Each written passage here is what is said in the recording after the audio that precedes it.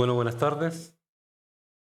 Me sumo al reconocimiento y al agradecimiento de su participación y agradezco ciertamente la disposición primero y el compromiso que han demostrado nuestros panelistas, ¿no es cierto? Así es que les pido que reiteremos un aplauso a ellos por la calidad de la presentación.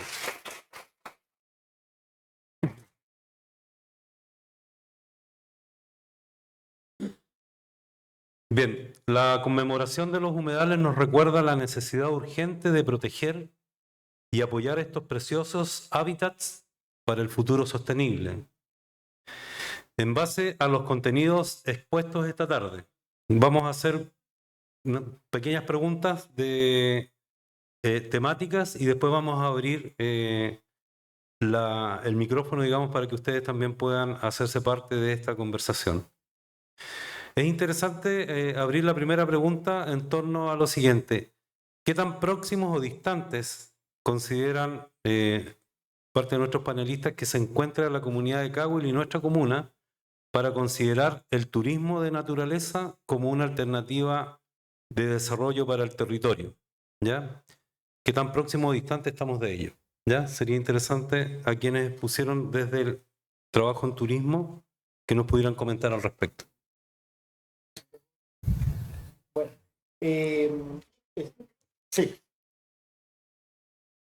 yo creo que, yo creo que es súper interesante este tema. Yo llevo en la zona como desde el año 2017 y si pienso y recuerdo durante este trayecto el cómo he visto la comunidad en torno a donde yo trabajo, cómo era y cómo piensa ahora, yo siento que sí hay un avance hacia ese sector. Ahora, que no nos pille el desarrollo del turismo de naturaleza sin alguien que orqueste este tema y sin alguien que defina las áreas de uso para el turismo de naturaleza. O sea, turismo de naturaleza, sabemos, no significa ir a la naturaleza y no estar sujeto bajo una serie de reglas y normas que si no seguimos podemos transformar al turismo de naturaleza en un enemigo mayor que incluso el que no exista. O sea, tanto definir rutas, por ejemplo, bueno, yo tengo la experiencia más cercana con el tema del kayak y de los deportes acuáticos, pero uno tiene que definir rutas, uno tiene que definir puntos, uno tiene que definir ingresos y salidas de embarcaciones. Hoy en día, si alguien quiere meter un bote, un kayak, la laguna, ¿por dónde entra? ¿Dónde lee las consideraciones que tiene que tener? Donde aprende un poquito acerca de las distancias que tiene que tener con las aves. Eh, Prediludio, muy importante. En el sur uno no mete un kayak o un bote o equipo de pesca sin antes desinfectar ese equipo. Yo puedo estar viajando con un kayak y yo lo meto en una laguna, después lo meto en otra y estoy traspasando contaminación de un lugar a otro. Todo eso tiene que orquestarse, todo eso tiene que planificarse y para que el turismo de naturaleza se pueda desarrollar de buena manera. Entonces, bueno, para cortar, la respuesta mía es que sí, la comunidad se siente cada vez más cercana al turismo de naturaleza y hay una oportunidad importante, ¿sí? Importante para que cuando la comunidad se vuelque a esto, tengamos un plan bien hecho para que sea ordenado, provechoso y para que todos los agentes se vean beneficiados. Perfecto. Luis.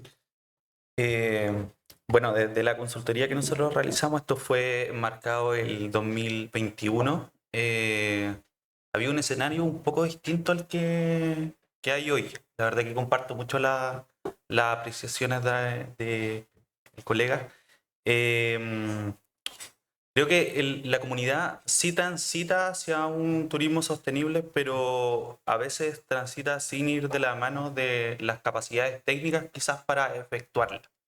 Es por ello que nosotros hicimos esta consultoría, bueno, que el GEF llevó a cabo, que es una oportunidad donde nosotros dejamos una propuesta que se ha ido tomando de alguna u otra manera. He visto que, ahora que ya resido acá en Pichilemu, he visto los cambios en el uso, la compatibilización del uso del turismo con este cuerpo de agua, donde el turismo ha ido abocándose un poco más hacia la conservación. Lo veo en los salineros que muchas veces protegen a las aves educan a la gente de alguna u otra manera, diciéndole que no se acerquen tanto a las zonas de nidificación para no asustar a los cisnes, porque ellos entienden que esta relación que tienen entre ser humano y el ecosistema, que son parte de ellos, también les trae un beneficio económico. Y eso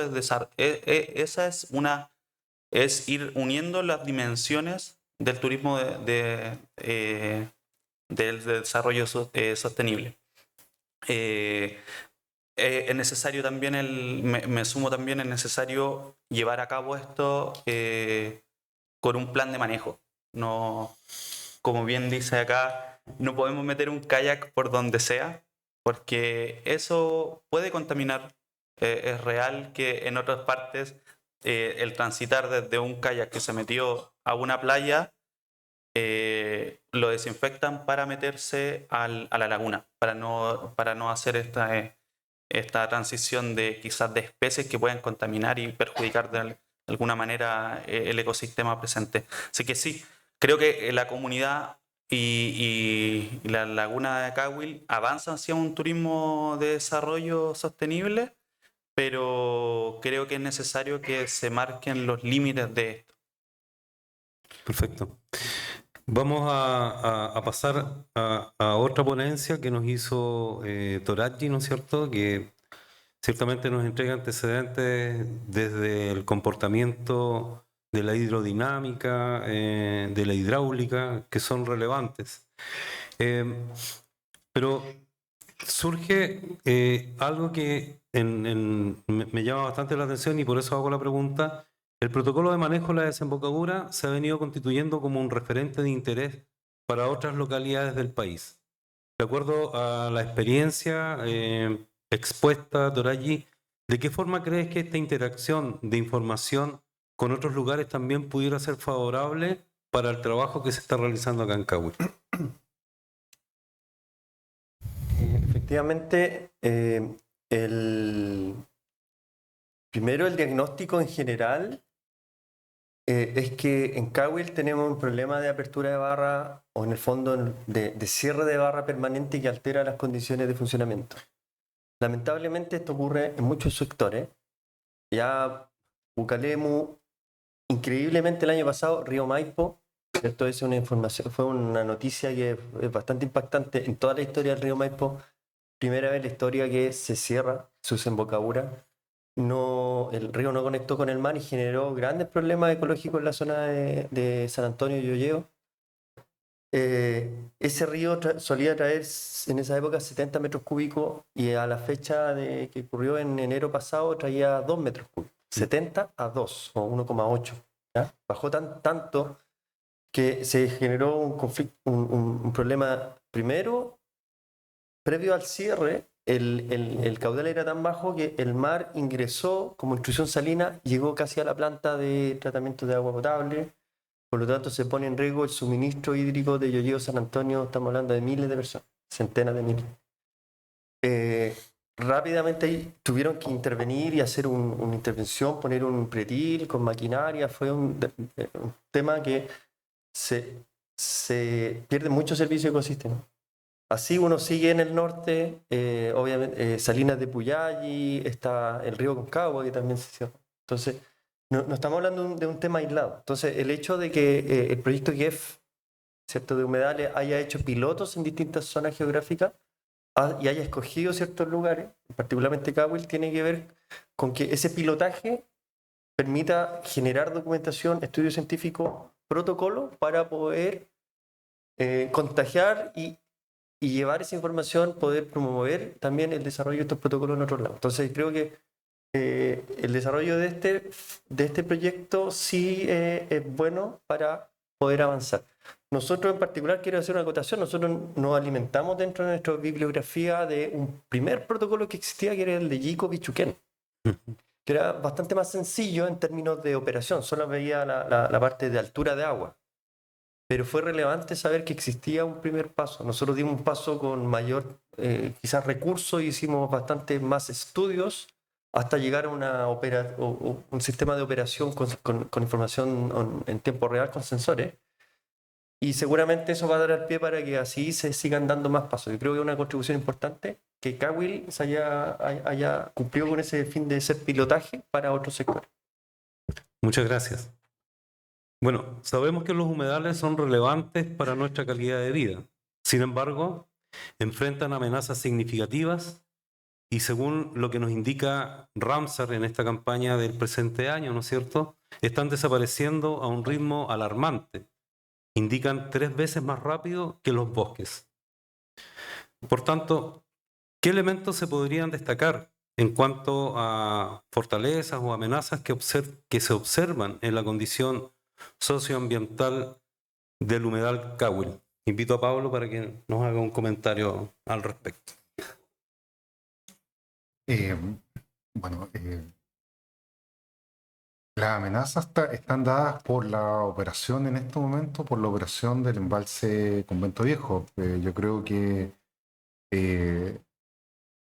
la información que levantó el proyecto GIEF en cuanto a los impactos que está generando un flujo constante de agua dulce artificial proveniente de otra cuenca está generando problemas, lo hemos detectado y ha sido la razón que ha motivado la presentación de revisión por parte de la municipalidad para que ambientalmente entendamos que ahí hay una problemática, que es un área no evaluada, que es un área que la laguna es un área terminal de una cuenca y que la evaluación ambiental no se puede traspasar desde la cuenca del Tinguiririca a la cuenca del Inagüe porque tienen orígenes distintos, se alimentan de manera distinta y en este momento nosotros estamos sufriendo por la operación comercial de un proyecto, estamos sufriendo un excedente de agua que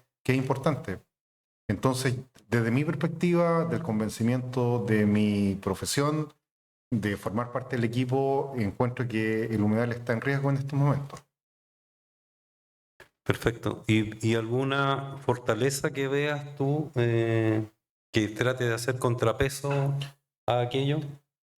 Bueno, básicamente Torayi habló del protocolo, ese protocolo se está aplicando, que es la forma que tenemos en este momento de paliar una situación, que es una situación puntual, es una situación que opera bajo determinados rangos o bajo determinadas condiciones, pero esa operación no puede ser permanente en el tiempo, tenemos que atacar o preocuparnos de qué está originando en este momento ese mayor aporte.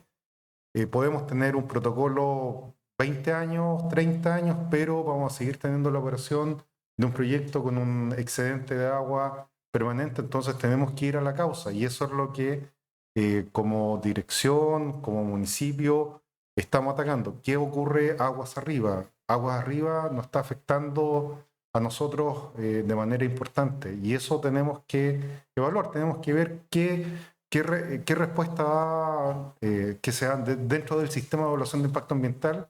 ¿Cómo podemos hacernos frente para medidas de compensación, reparación o mitigación de este impacto? A lo mejor será la construcción de un embalse, no lo sabemos. También tiene efectos positivos el excedente de agua. Está alimentando los acuíferos, tenemos la posibilidad de tener una captación de agua dulce relativamente fresca para alimentar a desvío eventualmente, pero eso también no es toda el agua, pasa mucha agua.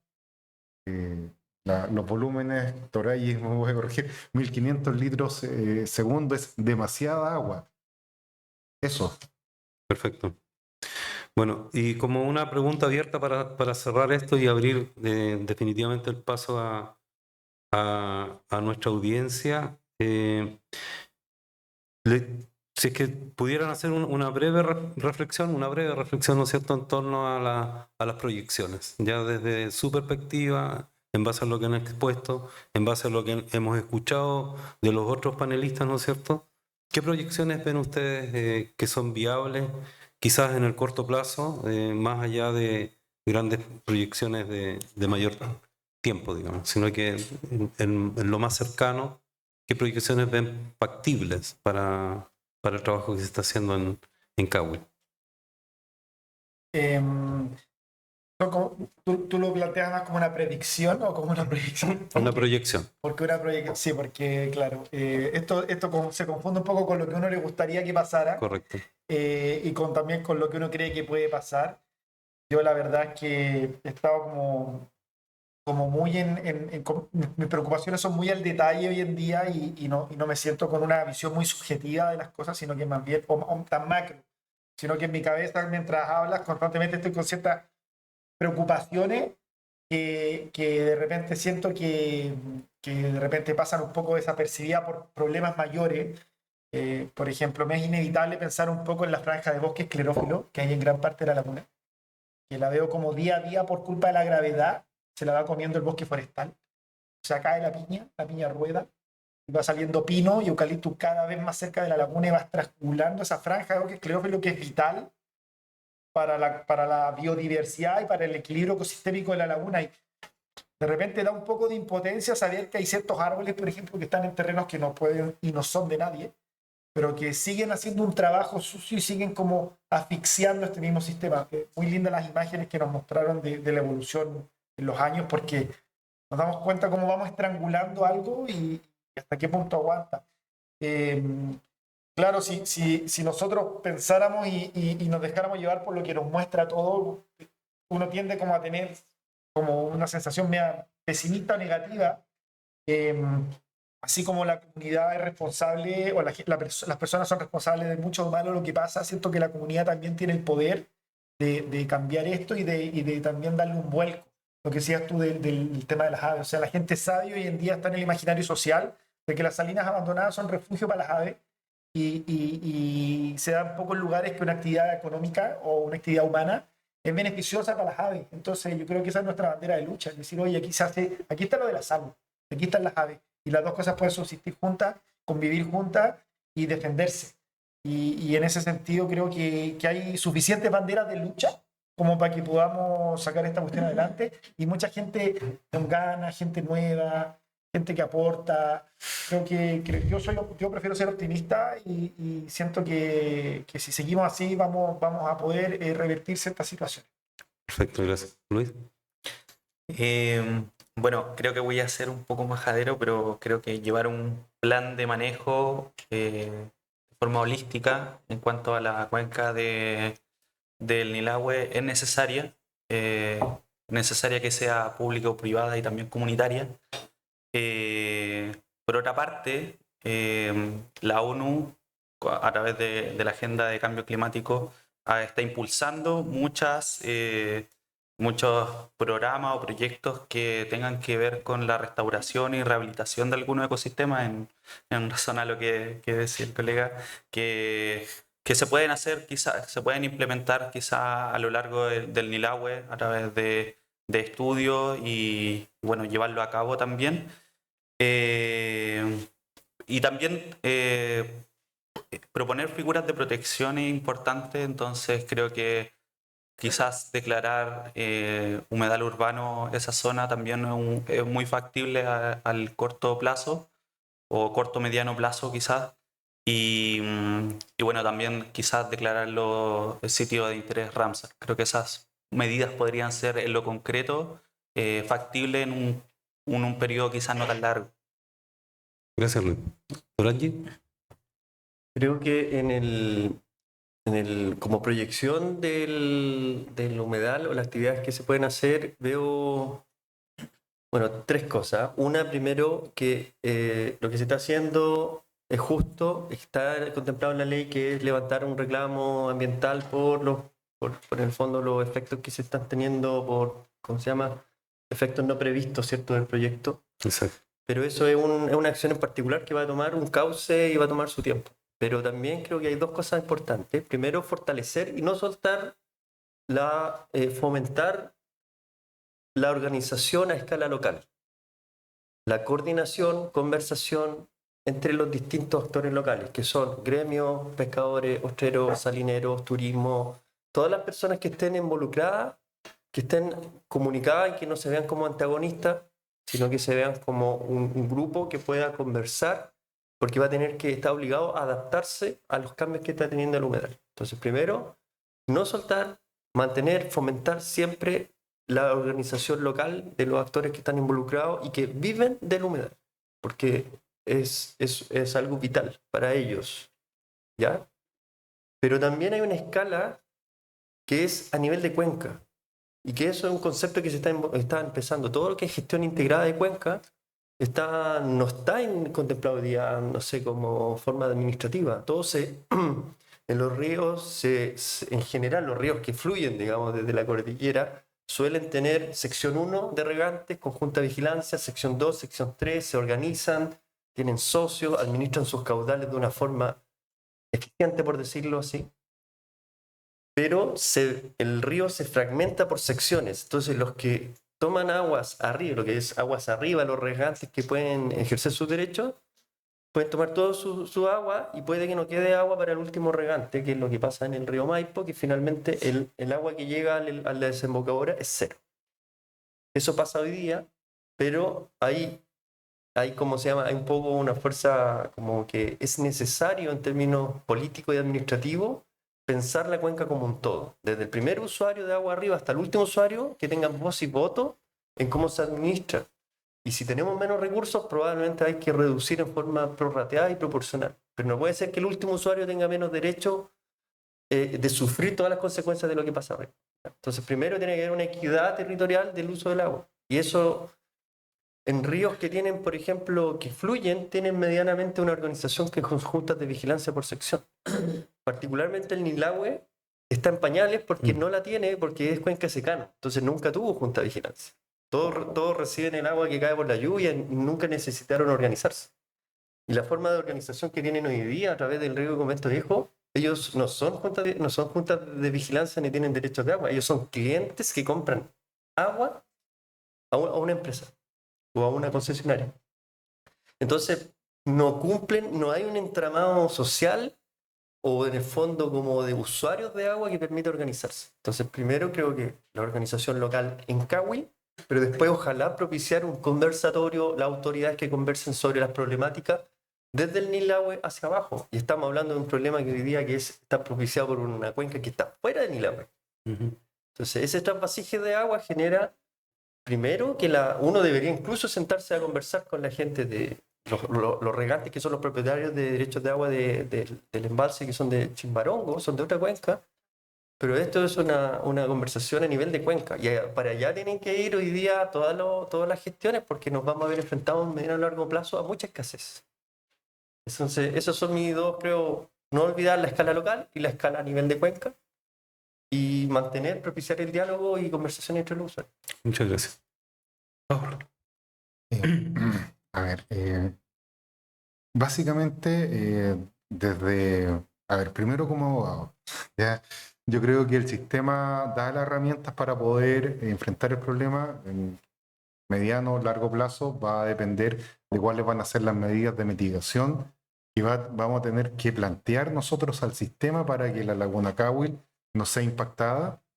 Extraoficialmente ya se está hablando de un embalse de regulación a agua arriba de la laguna con el objeto de, no sé, cargar acuíferos o habilitar la posibilidad de tener un embalse de acumulación para desvío, para agua dulce, no sé. Eso va a depender del diálogo y eso está dentro del sistema y eso nosotros lo podemos plantear. A quienes han sido más afectados y que son los que están generando los servicios ecosistémicos que están siendo afectados por parte de la operación, yo creo que también va de la mano de este proceso, medidas de reparación o compensación, no lo sé. Ya eso va a discutir. Ahora, como ser humano consciente, creo que tenemos que como comunidad empezar a plantearnos, empezar a organizarnos, empezar a generar espacios de conversación, de ver cómo nos está afectando la componente ambiental. Todos somos responsables de eso, vivamos, no vivamos, nos une este medio ambiente y ahí la mirada que acaba de señalar Torayi, de la mirada micro, la mirada comunal, a la mirada más integral, sí, veamos qué va a pasar con los organismos de cuenca. Está eso parado por parte de la Dirección General de Agua, sí. No sabemos qué va a ocurrir, pero yo creo que desde la comunidad podemos instar o generar a instancias regionales un diálogo. Básicamente eso, yo creo que los problemas se solucionan dialogando. Muy bien, Pablo. Muchas gracias. Bien. Abrimos la palabra entonces para quien quisiera... Sí, señor Donoso, allá está pidiendo la palabra.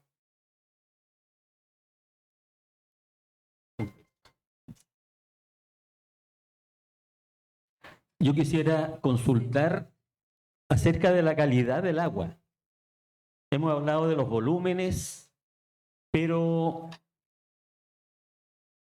hay posibilidades, se han hecho muestras acerca de la presencia de agroresiduos, por ejemplo, que vengan aguas arriba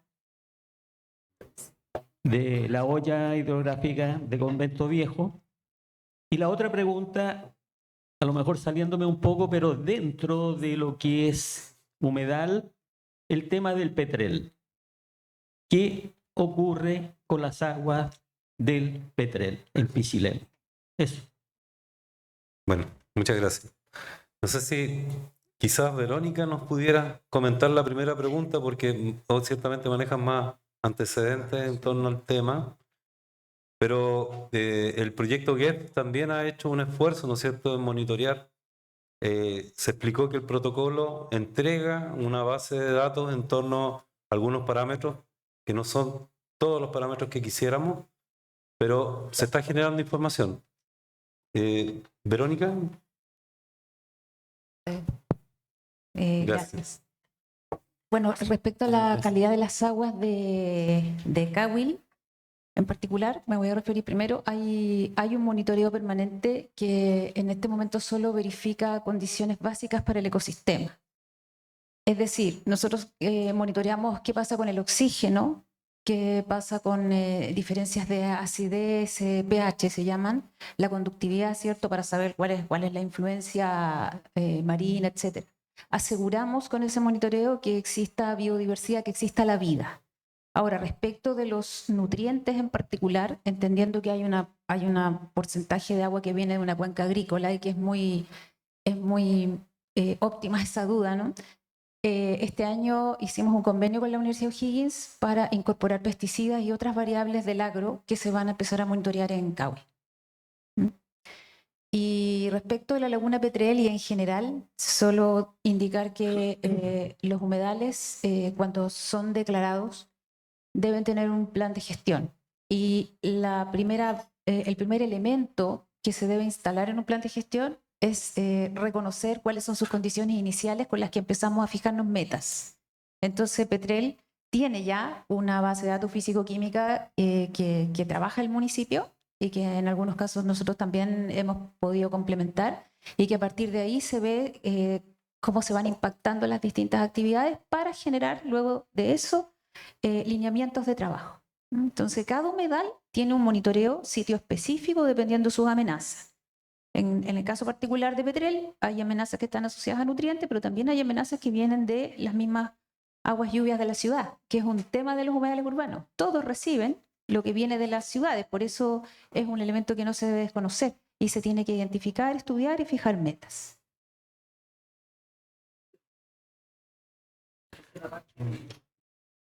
Sí. Bueno, ahí quizás complementar el punto, porque efectivamente se ha generado tuvimos un episodio reciente de mortandad importante de peces, y eso fue abordado de manera inmediata. De hecho, el primer hallazgo lo hizo personal del municipio, una cuadrilla que está trabajando en la zona. Alrededor de las 8 de la mañana ya nos estaba informando la situación. Pero aquí hay antecedentes que es bueno considerarlo, lo mencionaba Verónica y también se relaciona con nuestros panelistas. A diferencia de otros años, nosotros estamos generando información local. Y creo que ese es un valor fundamental, porque hace 10 años atrás, hace 20 años atrás, cuando el Estado chileno tomó la decisión de evacuar aguas servidas de Pichilemu en Petrel, ¿no es cierto? Fue una decisión ministerial que se hizo. En ese tiempo no habían datos locales. A partir del trabajo que se ha venido haciendo en los últimos 3 años, nosotros empezamos a levantar una base de datos de información local que nos permite indagar ciertos antecedentes.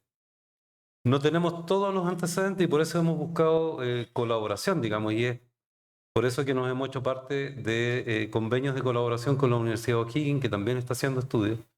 Y cuando ocurrió este episodio, había justamente en terreno un equipo de la Universidad de O'Higgins. Y nuestros equipos de trabajo, nuestros investigadores también están haciendo levantamiento permanente de datos.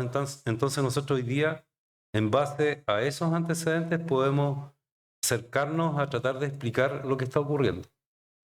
Tenemos hipótesis solamente en este momento que esperamos poderlas contrastar con los resultados. Se van a seguir monitoreando. De hecho, hoy día nuestros investigadores están recabando nuevos antecedentes en terreno para seguir comparando la información. Porque lo que hemos aprendido de buena manera es que para poder entregar una opinión y para poder tomar decisiones de las autoridades, tenemos que tener información confiable. De otra manera, nos quedamos en nuestras apreciaciones, en lo que creemos que está ocurriendo, pero no tenemos certeza de lo que está ocurriendo. Y en ese proceso vamos. Ahora, lo que esperamos avanzar en lo que está ocurriendo ahora es que empiecen a llegar algunos resultados, ¿ya? Esperamos que se logre hacer un análisis de los peces que se tomaron muestra y poder hacer una interpretación con mayor detalle de los resultados. Lo que sabemos sí, y eso los datos lo muestran, es que tuvimos un evento de caída significativa del oxígeno disuelto en el agua, que disminuyó mucho más allá del mínimo que soporta, digamos, la vida acuática, y por esa razón no solamente se produjo la muerte de peces, sino que de muchos invertebrados que se encontraron, sean estos de distintos grupos y algunos crustáceos también que encontramos que estaban en muerte. Entonces, Petrel, y con esto cierro el punto, a nosotros nos asombra desde que lo hemos conocido. ¿Y por qué digo esto? Porque ha sufrido tantos embates de acción humana. Por ejemplo, la cloaca de Pichilemu era Petrel, ¿ya? Ahí llegaban toda el agua servida. El maremoto del 2010 lo cubrió de sedimentos completamente, digamos, casi llegando a Puente Negro. Toda esa zona quedó absolutamente embancada. ¿Ya? Las personas que son mayores, que han nacido y se han criado acá, pueden constatar esto, digamos, porque antes ahí se navegaba, antes ahí se desarrollaba la actividad turística, la actividad de la pesca, y todo eso se ha ido disminuyendo con el tiempo por acciones climáticas, pero también por acciones humanas. Entonces, esperamos nosotros que a través de este proceso de participación con la ciudadanía, de gestión responsable de las instituciones, de investigación apropiada, podamos ir respondiendo a estas preguntas, ¿ya? ¿Alguien más quiere hacer? Sí, allá atrás. ¿Aló? Buenas noches. Yo pertenezco a Dirección de Medio Ambiente, soy parte de mantención y limpieza de humedales. Y mi pregunta es para la persona, el panelista número 1. Mire, escuché que tú estabas diciendo el tema de la lama que existe acá en Cahuil, que si bien con el temporal fue disminuido un poco, pero nosotros hacemos limpieza de la lama y con esta estaríamos evitando que exista el tema de los cisnes de cuello negro, porque es parte de su alimentación, pero entonces no deberíamos sacarla o debería solo existir en un lugar. Esa es la pregunta 1. La pregunta 2 es para ti también, donde escuché que dijiste que para el conteo de aves, cuando no era posible en forma visual, se graba o para poder después de detectar en forma auditiva, pero ahí yo, ¿cómo hago para saber cuántos? Porque puedo saber cuál es, pero no cuántos. Eso. Hola, gracias. Qué buena tu pregunta, porque cuando lo dije, al tiro dije, ups, Mira, la alimentación de los cisnes se basa en pastos acuáticos, que son unos pastos así como unos palitos que salen desde el fondo. De hecho, no sé si se han dado cuenta que cuando el cisne se alimenta como que levanta la cola, ¿cierto? Se alimenta como poto para arriba. Porque estos pastos acuáticos salen de abajo hacia arriba. Y se hacen unos bosques de unos palitos delgaditos. Estos son esos pastos acuáticos. El tema de la lama, creo que a nivel de alimentación, a pesar de que he visto especies de pato, muchas veces alimentándose de parte de la lama, creo que el tema de la lama pasa a ser un poco más importante en el tema de los peces. ¿Por qué? Porque son refugio por lo general, las escuelas de alevines. Cuando los pescaditos nacen, se cobijan debajo de la lama y se protegen cuando son más chiquititos. Entonces así se escapan de los depredadores. Y bueno, la lama, tanto en ríos como en lagunas, influye mucho en las temperaturas del agua, lo cual también permite la proliferación de diferentes insectos. Entonces, sí, gracias por el alcance, porque la alimentación del cisne no está directamente relacionada con el tema de la lama. Sí tiene su importancia también en la alimentación de otras especies, pero no precisamente por lo que yo sé del tema de la alimentación de los cisnes. Así que gracias. Y con respecto a lo que me dijiste de especie de conteo, sí, es interesante el tema del conteo en el sentido en que cuando uno hace una observación, bueno, mucho de esto yo lo he ido aprendiendo con el tiempo. Cuando uno hace una observación, la información estadística que está dentro de esa información que yo estoy recopilando es bien relevante y acepta ciertos márgenes de error. Es diferente, por ejemplo, ver una pareja de cisnes a ver un cisne y luego un cisne, ¿cierto? Nosotros sabemos que los cisnes por lo general, y sobre todo en la época primavera-verano, se mantienen mucho en pareja. Entonces, si estamos describiendo una pareja de cisnes, podemos estar hablando de una pareja que efectivamente puede anidar. Y si vemos un cisne acá y un cisne allá, pueden ser dos cisnes machos juveniles que están en el mismo lugar, pero no interactuando entre ellos, y por ende son parte de poblaciones distintas, ¿cierto? Entonces, en ese sentido, el que hace la observación tiene que entender y manejar un poco, ¿cómo se llama? Contenido acerca de cómo se distribuyen estas aves y cuáles son sus comportamientos gregarios, ¿cierto? Por ejemplo, es diferente ver una pareja de garza que ver una garza y ver otra garza, ¿cierto? La garza por lo general es bien solitaria y la información que podamos sacar de esa observación sí es relevante. No sé si te respondo la pregunta o iba enfocado un poco a otra cosa. ¿Aló? No, es que la pregunta era, ¿cómo hago yo el conteo si solo estoy escuchando? Nada que ver con lo que te dije. Sí, mira, bueno, hoy en día hay aplicaciones que te permiten a ti hacer identificación de especies. Es re difícil que alguien pueda identificar de forma inmediata qué especie estoy escuchando. Por eso uno graba y después en la tranquilidad del hogar, si uno no sabe y dice qué es esta especie, uno podría con esa vocalización, ¿cómo se llama? Buscarla. Hay una aplicación que se llama Merlí, por ejemplo, que te permite a ti poner el sonido del ave y te dice qué ave es. Obviamente que uno va cargando según la región en la que uno se encuentra, uno carga ese catálogo de sonidos. Y ahí uno podría, con un apoyo tecnológico, ayudarse y hacer esa identificación. ¿Mejor? Mari Pulamien, Inche Patricia Soto Calquín Piñén, Inche Pichele Ramiu. Y bueno, Inche también al CAC, pertenecemos nosotros tres al Comité Ambiental Comunal. Buenas tardes. Bueno, con respecto a lo que el compañero aquí estaba hablando, yo creo que también se relaciona con lo que es la obtención de metodología de información a través de la metodología del método científico, ¿cierto? Y para nosotros recolectar distintos tipos de información, utilizamos lo que es el conteo, lo que es la utilización de maquinaria técnica a través de maquinitas que es recolección de audio, ¿cierto? A través de cuestionarios y distintos tipos de recolección de información.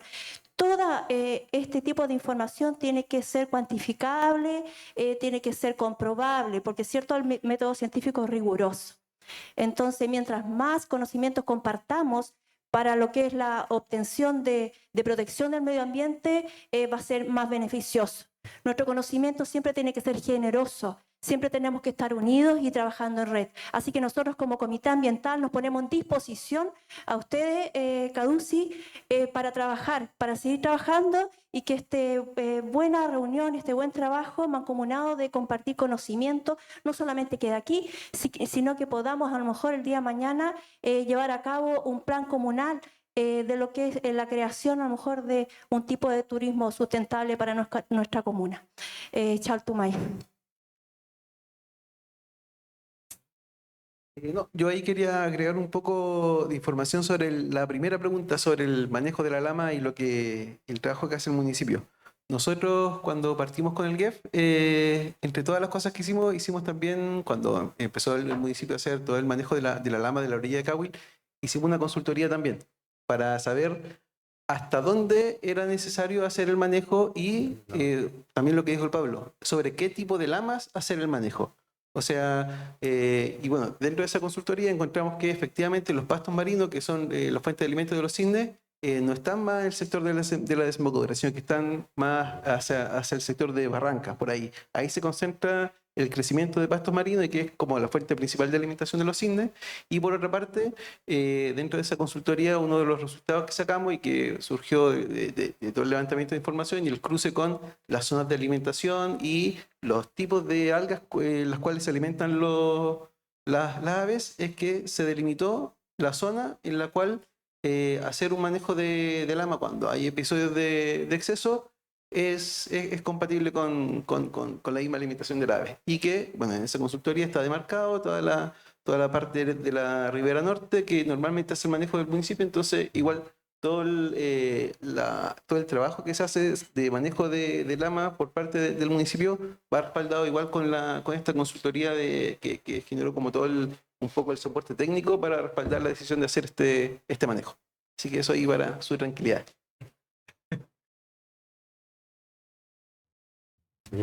Hola. Bueno, mi nombre es Luis Polanco, soy de la localidad de Cahuil y mi consulta es con respecto a la apertura de la barra.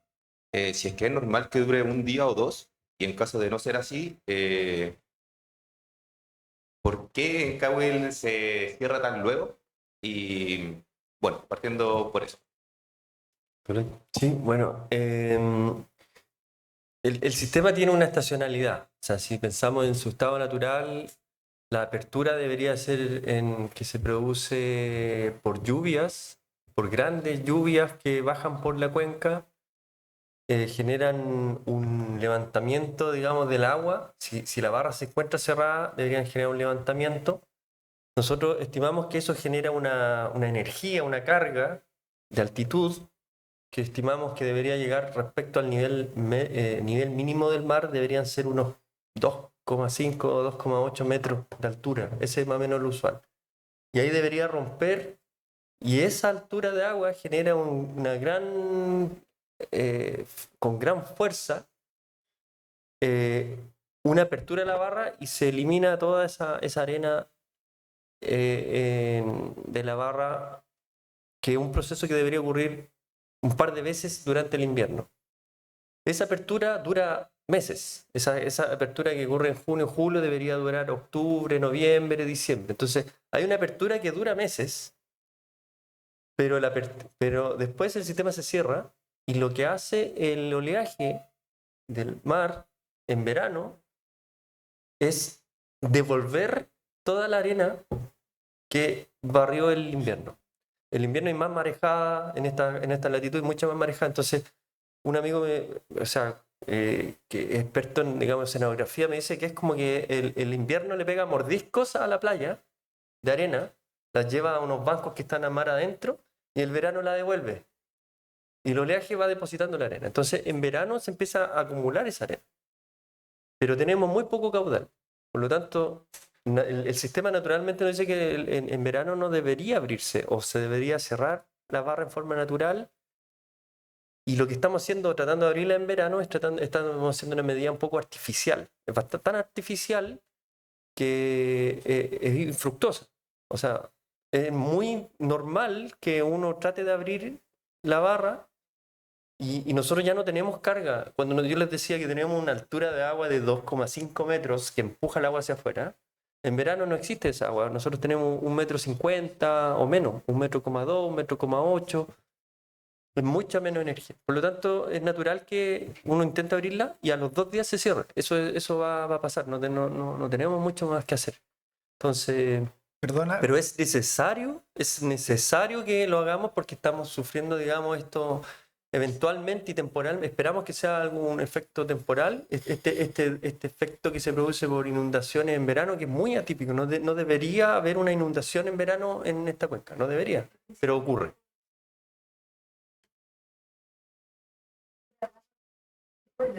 Sí. Por la producción.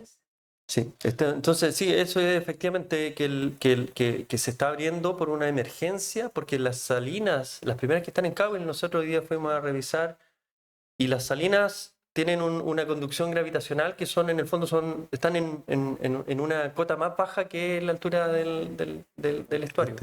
Y el agua está subiendo tanto que se está filtrando, digamos, los pretiles, digamos, los fuertes, se están filtrando y están provocando anegamiento de los cuarteles de producción. Entonces, es un drama, digamos, para los salineros. Y eso se entiende y por eso se actúan en condiciones de emergencia.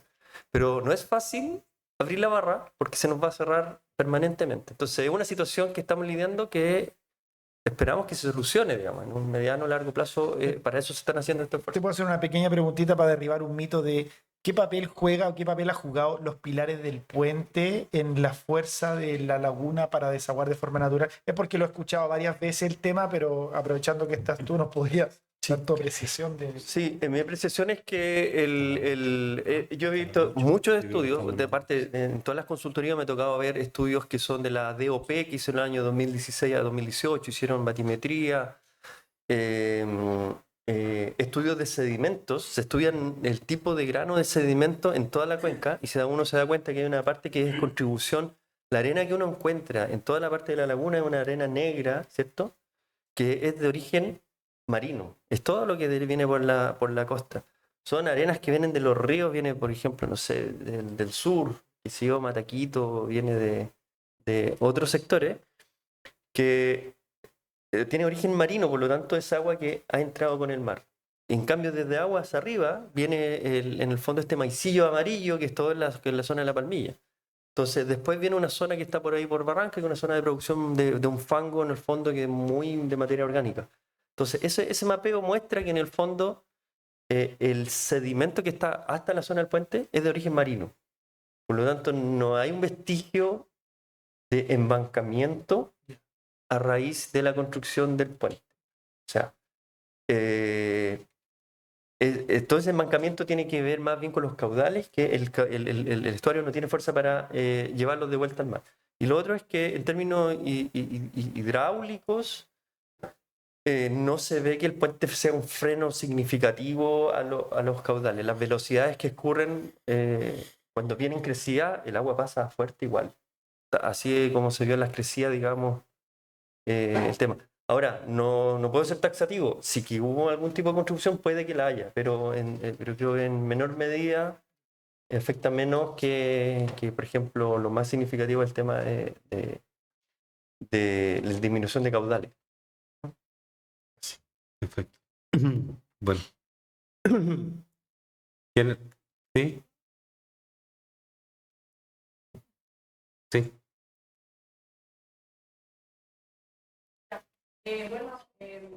Bueno, por lo que estamos conversando, en algún momento tocaron los panelistas sobre el trabajo desde la comunidad, desde el involucrarse. Creo que es súper importante el tema de la educación sobre los humedales, la gobernanza, el cambio climático, quizás también cómo desarrollar un turismo sostenible en la comuna. Los quiero dejar invitados, que el CESU abrió los cupos para un curso sobre humedales. Así que si quieren más información, está en las redes sociales del CESU y eso, es solamente un aviso como de utilidad pública. Yo tenía una consulta también, es genérica, no va para nadie en específico, y también es sobre el protocolo de la barra, que es como un poco este proceso o este fenómeno que hemos visto ya desmarcándonos de lo que estaría haciendo Pichilemu como de normalización de este proceso. O sea, hemos visto que ya cada vez en más humedales quieren abrir barras. Y también hemos visto como a lo mejor el video que se volvió viral hoy día de Huasco, en donde, bueno, cada municipio toma las decisiones de por qué hace aperturas de la barra, pero que era por un exceso de zancudos. Entonces, en ese sentido, a mí me gustaría saber como cuál es la opinión al respecto de esto, porque si bien acá se nos menciona que, claro, el protocolo de la barra que se generó tenía ciertas categorías bajo las cuales se realiza la apertura, pero igual podemos ver que, claro, al ver que es exitoso, vemos que sí es finalmente como una herramienta que quiere ser imitada en muchas zonas y que, claro, solamente los humedales urbanos presentan protección a nivel real. Entonces, en ese sentido, como que también se podría transformar en un arma de doble filo. Entonces, esa era como un poco la pregunta que quería hacer. Sí, nosotros hemos, bueno, reflexionado respecto a protocolos. Tuvimos que estudiar protocolo, nos dimos cuenta que existía uno en Jico-Bichuquén, pero en el mundo existen muchos. En Estados Unidos un montón, en Australia, en Sudáfrica existen, porque ellos tienen esto, son comunidades que han tenido recursos para organizar, poner científicos y estudiar cómo, dónde abrir. Y en realidad cada sistema, si bien cierto funciona de forma similar, tenemos un río, tenemos un cierto el mar, tenemos una mezcla de agua salobre, cada sistema también tiene su huella única, es como un ser vivo, digamos. Cada uno, entonces es difícil homogeneizar la solución del protocolo. Si bien sirve para basarse en ciertos parámetros, los umbrales o las variables específicas pueden ser distintas en distintos ecosistemas. El año pasado en Río Maipo se abrió porque hubo una plaga de ratones. Porque el agua creció, ya no toda la planicie de la zona de inundación, los ratones fueron a dar a las zonas de... Y también en insectos, fueron a dar. También los pescadores sufrieron inundación de sus caletas, de donde guardan los botes. Había problemas con la intrusión salina hacia la planta de agua potable. O sea, habían otros múltiples factores por los cuales se podría justificar abrir. Entonces, en ese caso, por ejemplo, podría uno poner 5, 6, 7 variables diferentes a las que tenemos acá. Otra diferencia. Jico-Bichuquén tiene laguna Bichuquén. Entonces, cuando básicamente hay una gran inundación en Bichuquén, baja con toda la fuerza el río, rompe la barra, se cierra después naturalmente la barra de Jico y evita que el agua salina entre. Bichuquén es un sistema de agua dulce. Para Bichuquén, que entre el agua salada sería una catástrofe, porque se estratificaría dentro de la laguna, genera condiciones que incluso años atrás generó un gran bloom de algas, se puso todo verde. Sí. Entonces ellos tienen un protocolo de apertura, pero tienen un protocolo de cierre. Ellos tienen que poner 2 máquinas y una vez que abren y que la marea se ecualiza con el río, tienen que volver a cerrar con 2 maquinarias simultáneamente. A veces le ha fallado eso. Pero es un tema que ellos buscan un objetivo totalmente diferente al de Cahuil. Nosotros queremos que acá la barra se mantenga lo más abierta posible y la sal entre lo más aguas arriba posible. Bichuquén es otra cosa. Y así puede pasar. Huasco puede tener otro objetivo, Maipo otro objetivo. Entonces cada uno tiene que, sus comunidades locales tienen que poner en la mesa cuáles son sus objetivos, cuáles son sus objetos de conservación y articular para consensuar eso, bueno, en el fondo lo que uno busca es una cierta regulación por ciertos parámetros preestablecidos.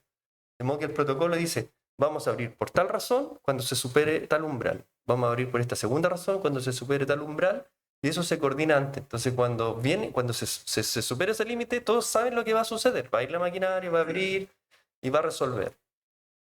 Pero lo que no queremos, o lo que viene a resolver esto es esa completa desregulación que yo le mostré una foto, maquinarias por todos lados, abriendo un canal por acá, abriendo por allá, en forma descoordinada, sin ninguna articulación, y eso genera un daño mayor. Entonces, lo primero es tratar de regular, pero los parámetros específicos es muy difícil decir a priori cuál sería más relevante. Si en Huasco son los zancudos, la comunidad tendrá que decidir que ese es el factor. O sea, la comunidad...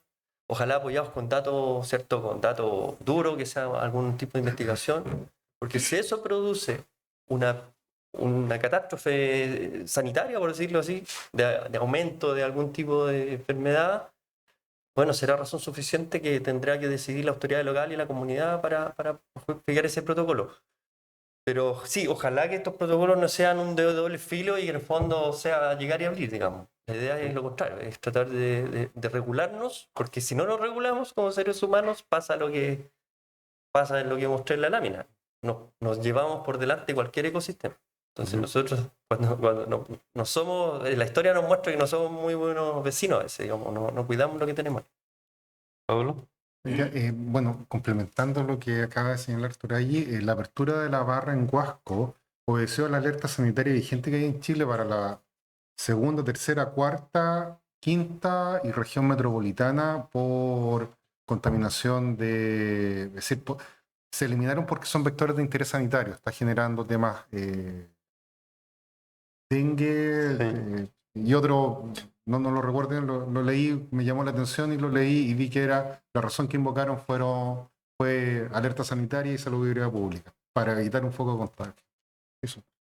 No, claro, pero me refería más que como tendencia de la apertura de las barras, como sobre todo considerando los humedales, principalmente podrían ser los rurales, en donde no va a existir esta normativa de protección y que finalmente tengamos todos nuestros humedales finalmente a lo largo de Chile con protocolos de barra, que claro, cada uno va a atender a necesidades distintas, pero eso era como un poco la pregunta, como cuál era como la percepción de esto, como que finalmente nosotros nuevamente a lo mejor ya va a estar regulado, pero vamos a seguir, si lo vemos a escala más macro, va a seguir a lo mejor viendo la misma imagen que veíamos a nivel micro, que eran muchas aperturas de barra, pero hay a nivel mucho más macro.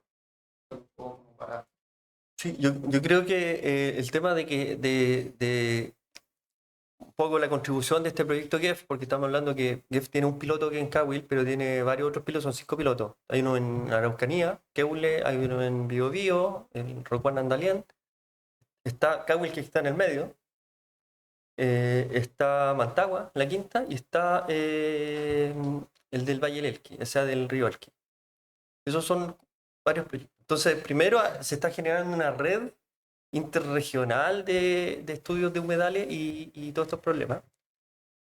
Luego están saliendo los puntos intermedios, que está Huasco, es lo que decía, apareció el Maipo, está Mataquito. A mí me han llamado también, he participado en otras consultorías con el tema de salinas de Puyalli. Los pescadores están desesperados por abrir la barra porque se cerró. Estamos hablando del río Petorca, la Ligua, la desembocadura, o sea, uno de los que están más dañados en términos de caudal. Están con una duna de 300 metros súper grande, va a ser imposible volver a abrir ahí. Y ya se cerró, lleva varios años cerrado. La biodiversidad bajó de 10 especies de peces a 1. O sea, hay una catástrofe en todo sentido. ¿Cuál es el otro que se está abriendo? Ah, bueno, la laguna de Zapallar, de Chuncaví. Ah, sí. Ahora, esto yo creo que genera que cuando se genera una red y se está elevando el conocimiento científico de todo eso, hay muchas instituciones participando, está el Observatorio de la Costa, está la universidad, muchas redes que ha propiciado el GEF. Nosotros hemos tenido reuniones de consultores de interregional. Entonces, cada vez que alguien tiene un problema, igual consulta, levanta la mano y pregunta a la autoridad y lo derivan con alguien de la región para poder entregarle asesoría. Entonces, yo creo que espero que no haya tanta desregulación ni que haya chip libre en todas estas zonas que en el fondo quedan entre los estudios pilotos, que uno cree que no hay información. Yo creo que se está nivelando para arriba en términos de información. Pero eso no quita que el problema sea grave, digamos. Es grave en términos de hidrológico. Pero estos proyectos yo creo que he visto que hay una colaboración bastante grande.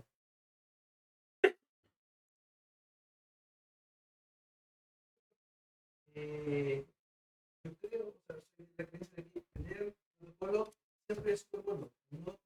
Uno tiende a pensar que el protocolo te promueve una apertura, pero lo bueno del protocolo es que te dice cuándo abrir, pero también todo el tiempo cuando no abre. Eso es importante. Cuando no están estas reglas, cualquier humedal puede intervenirse, lo que pasaba un poco antes, cuando sea y como sea. Pero cuando tenemos todas las reglas, todos sabemos que durante todo el tiempo no se va a abrir, a menos que se cumpla específicamente la condición. Eso es como lo importante de tener protocolo y estar bien regulado eso en todas partes, para que sepamos cuando no intervenir, nada como la particularidad como eventual condiciones imperfectas, solamente ahí abre. Ahora, en términos generales, la gran razón por abrir es porque en general, cuando uno revisa todos los estudios, es por inundación de propiedades. Generalmente uno tiene ciclos hidrológicos que ocurre que lo típico que pasan un año el agua no tan alta, otro año sequía, no sé qué, y se empiezan a correr los cercos, se empiezan a tirar animales a pastar, se empieza a cultivar, empieza a cambiar un poco uno empieza a quitarle espacio al humedal, pero el humedal cuando viene la crecida tiene memoria y sabe por dónde va a fluir y vuelve a inundar todo eso. Entonces, nosotros somos los que invadimos y a veces en muchos países pasa que se genera agricultura ahí. Se genera agricultura, se generan casas, hay lugares donde se genera mucha, ¿cómo se llama? Construcción de vivienda. El caso de la unidad vecinal de Yico, digamos, que tiene todo el borde del lago con casas de alto valor. Entonces, tienen una perspectiva que ellos lo que buscan es que los muelles puedan tener un nivel de agua, que uno pueda llegar en lancha caminando al muelle, por ejemplo. Tienen otra... la gente de ahí, mucha gente de ahí, no digo todos, pero mucha gente no subsiste de lo que le provee el lago, sino que es más bien recreacional.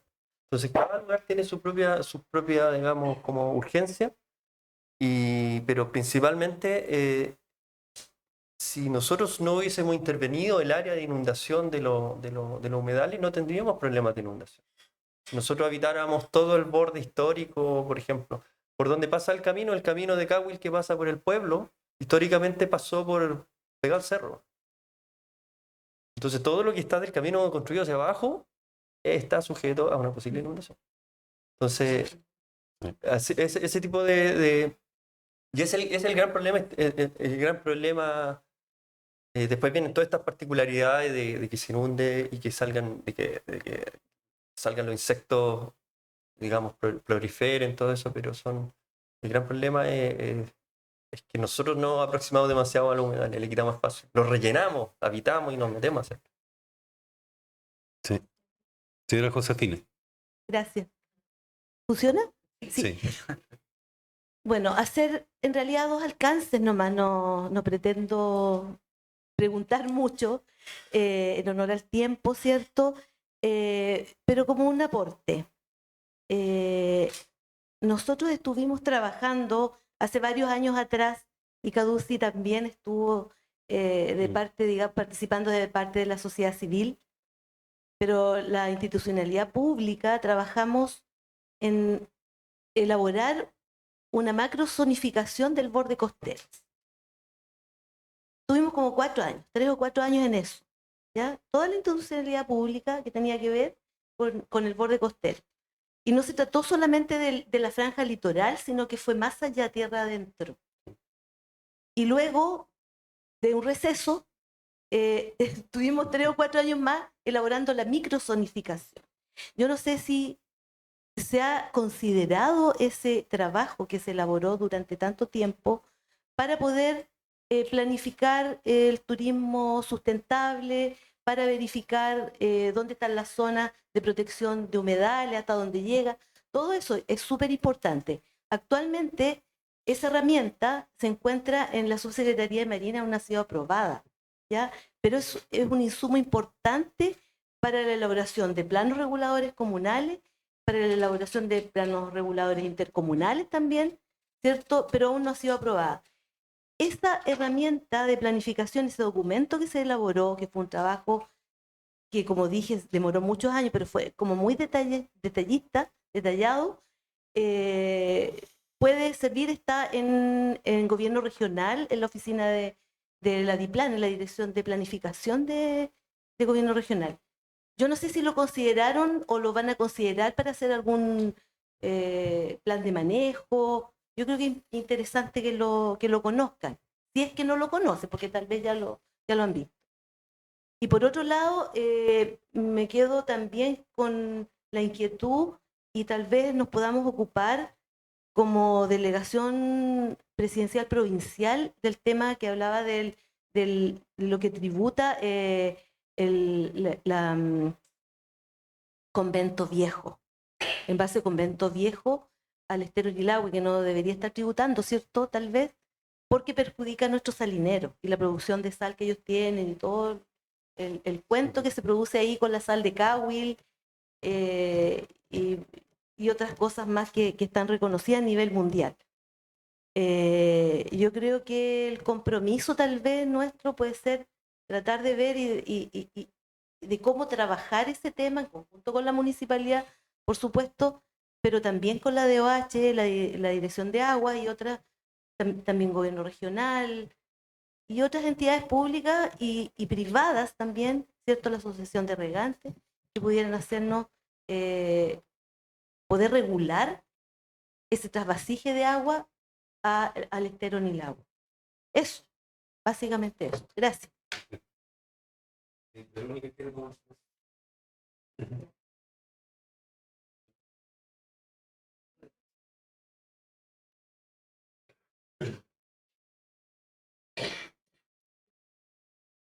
Voy a ser muy breve en honor al tiempo. Voy a comentar la primera consulta de la delegada porque es muy relevante lo que ella estaba mencionando, que tiene que ver con los instrumentos de gestión que ya existen. Si bien es cierto, los humedales urbanos, para aclarar, no tienen un plan de manejo porque no son santuarios, no son figuras protegidas, son unidades que quedan bajo protección oficial a través de un instrumento. Y en este caso quedan a través del instrumento regulador que los va a reconocer como un área de valor natural. Un área de valor natural que tiene muchos actores y que tendrían que estar todos de acuerdo para que lo declaráramos santuario, que ese sería un segundo paso. Por eso no está el plan de manejo, pero sí se considera la variable turismo y todo lo que se ha mencionado. Y ahora, lo que decíamos recién, los planes de gestión son por humedales en base a sus características, a su servicio ecosistémico y sus amenazas. Eso es sitio específico, pero lo que no es sitio específico es cómo se correlaciona con los instrumentos que ya existen. Y, por ejemplo, la zonificación del borde costero es absolutamente necesaria de incorporar. Se va a incorporar la zonificación, se va a incorporar el plan de cambio climático, el plan regional y el plan comunal de cambio climático. Se incorpora también, por ejemplo, el plan de riesgo que tiene que elaborar las comunas respecto a la ley que promociona Senapred. Entonces, todos los instrumentos, lo que exista legalmente y que esté grabado en el territorio, es parte del plan de gestión. O sea, eso no se discute. Y en este caso, claro, el caso de la macrozonificación y la microzonificación, que sí reconoce las zonas de humedales, se reconoce sus alcances. Y tienen que conversar si es que hay un intercomunal y con el comunal. ¿Ya?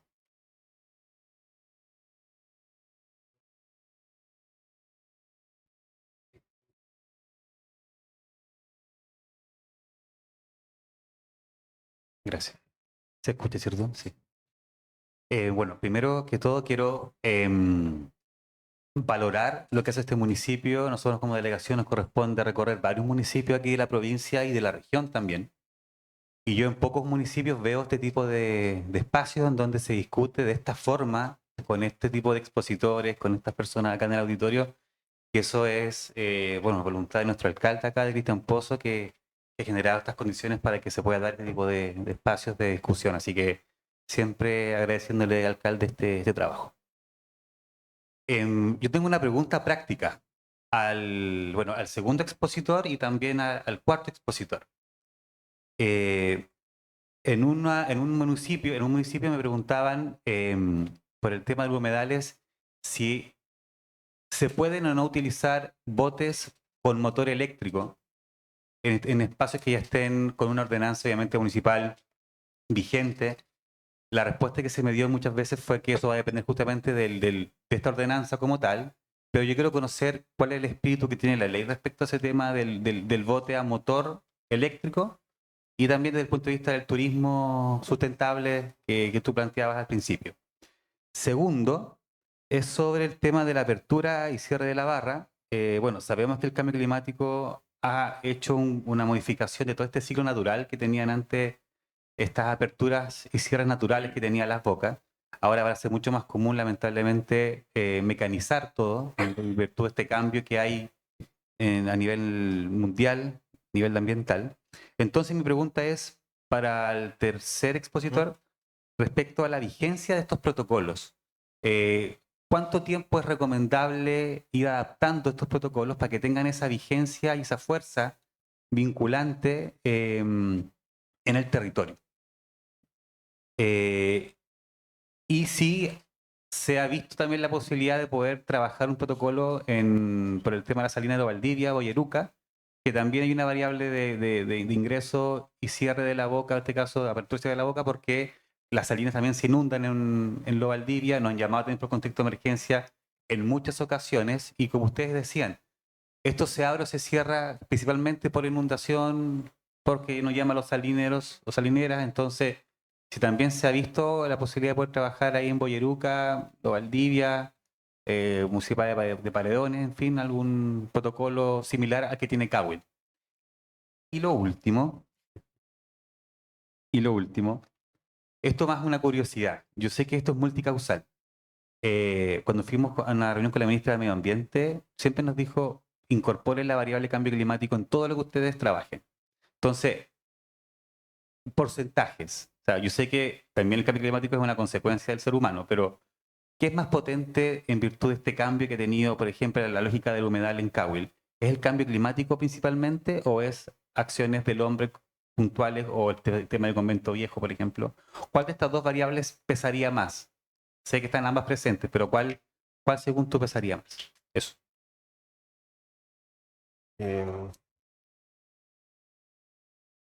Sí, una pregunta, si es por acción de cambio climático, yo creo que el grueso sí es cambio climático, porque uno ve las precipitaciones, ve los caudales, hay un efecto que se llama no lineal. Yo bajo las precipitaciones en una magnitud y los caudales no necesariamente bajan. Por ejemplo, si bajo la precipitación a la mitad, no significa que los caudales bajan a la mitad. Es posible que los caudales bajen más que la mitad. Hay un efecto que se amplifica. ¿Por qué razón? Porque en términos de hidrología, por ejemplo, voy a poner las cifras que nosotros calculamos en el estudio, que está todo documentado en el estudio de protocolo, que sustenta la base más bien científica.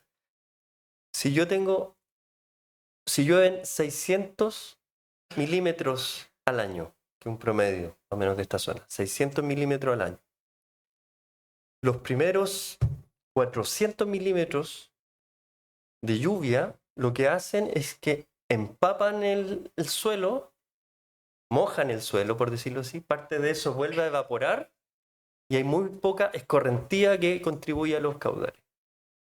Estamos hablando de 600, los primeros 400 milímetros no generan caudal. Los 200 siguientes, cuando la tierra ya está mojada, ya está saturada, sí corre y fluye y genera caudal. Por lo tanto, si yo tengo 600 y hoy día la precipitación me baja a 400, estoy bajando de 600 a 400, esos 400 hoy día mojan el terreno y generan muy poco caudal, casi cero. Entonces, hay un efecto que naturalmente en este secano, una cuenca que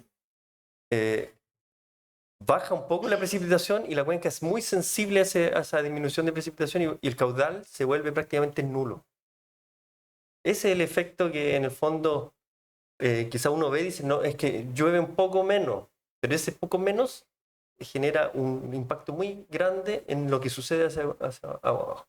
Entonces ese efecto, hay cuencas que son más sensibles y más vulnerables y otras no tanto. Esta sí es vulnerable a ese efecto de precipitación. Entonces, veo que en este caso tenemos especialmente en esta cuenca que tiene ese grado de vulnerabilidad, hay que tener especial cuidado con eso, digamos, que no va a ser un problema que vayamos a solucionar en los próximos años. Es un problema que la sequía está.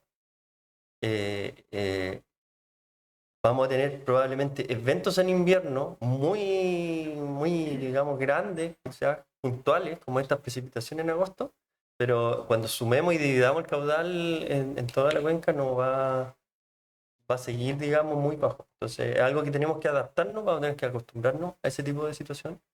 La vigencia, otra pregunta, la vigencia de estos protocolos Eso yo creo que de común acuerdo tendrán que revisarse los protocolos. Por ejemplo, nosotros partimos con un umbral de inundación, pero perfectamente es modificable en base a los nuevos antecedentes que se tengan. Por ejemplo, nosotros teníamos un umbral de inundación de 2,5 metros. Y las últimas lluvias quizás van a modificar esos 10 centímetros, 15 centímetros más, porque quizás hay que accionar, hay que abrir un poco antes. La alerta tiene que ser un poco antes de lo que... Entonces yo creo que todos esos parámetros pueden ser revisados. ¿En qué base? Yo creo que lo que pasa cada 2, 3 años deberá revisarse. No creo que sea prudente hacerlo todos los años, modificar el documento. Pero eso es un acuerdo que la revisión podrá ser cada 2, 3 años, quizás en ese horizonte. Estamos viviendo escenarios súper dinámicos en cambios climáticos. Eso básicamente, no sé si se me dio otra... Los botes de motor eléctrico. Yo he tenido voy a hacer un comentario, no sé si alguien más puede comentar. Hay que tener cuidado con el bote eléctrico, porque hay motores, uno se imagina un bote con un motor que parece muy chiquitito, que no emite, pero hay motores eléctricos que son hoy día con foil, que se llaman, que se elevan y hacen tipo surf y pueden ser agresivos, pueden, digamos, cercenar una ave, cualquier cosa, los peces. Entonces yo creo que hay una gama de hoy día con la electromovilidad de distintos botes eléctricos, que seguramente hay unos que son muy inocuos y otros que son súper agresivos en su comportamiento. Ahí no sé qué dirá la yo te quiero agregar una cosa para que se entienda un poco el alcance cuando hablamos de sensibilidad de un humedal. Nosotros en diciembre se nos da mucho este escenario en que vamos remando y nos encontramos con aves con polluelos, por ejemplo, sí. Nosotros tenemos ahí un plan cuando pasa eso. Bueno, de partida a la laguna siempre usamos nos vamos cargando una de las riberas para el canal principal y la otra ribera a las aves para que tengan como zona de escape. O si se quieren alejar lentamente, salen.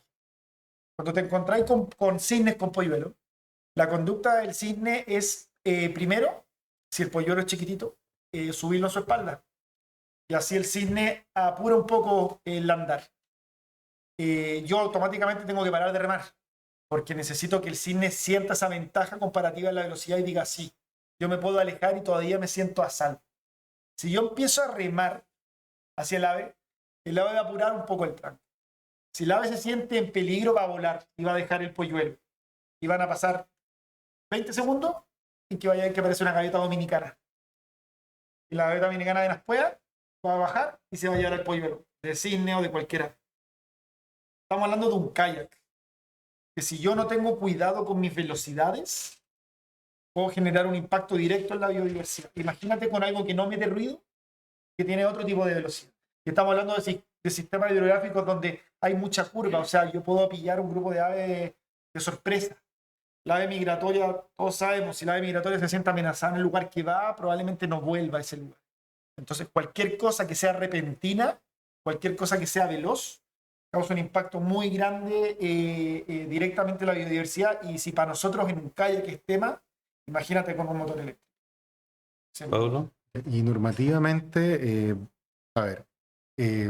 una ordenanza de humedales tiene que respetar los servicios ecosistémicos que presta el humedal, ¿ya? Pero eso no implica la mirada medioambiental, proteccionista que le da o le imprime el municipio. Y en este caso, mi recomendación es no permitirlo y dejar que sea la actividad o el movimiento o atracción humana, un kayak. Son actividades que se mantienen. Ya, no sé, el surf o la electromovilidad o un bote de motor, con mayor razón no. Ya, es decir, son objetos de protección y de protección esencial un humedal. Por lo que implica dentro del ecosistema, hay que protegerlo. Es decir, no se podría ocupar bajo ningún respecto, aquí por lo menos en Chile 1. Bueno, doy las gracias yo a los panelistas, ¿no es cierto? Y por lo menos esta parte la damos por concluida.